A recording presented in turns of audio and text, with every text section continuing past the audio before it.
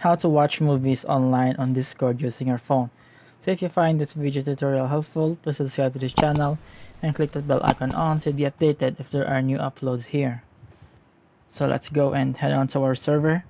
So if you join a server and join a voice channel, you would be redirected to a voice channel. If you join, then you would not see a option for sharing your screen. So what we need to do is to join a server which is called the Discord testers.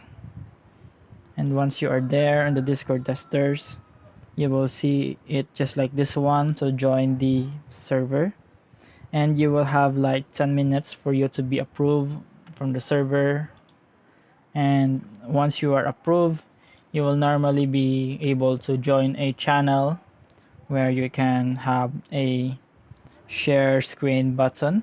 Once you are able to do that, you can now share screen and try it out. So just try it out. So I hope this tutorial helps. Thank you for watching.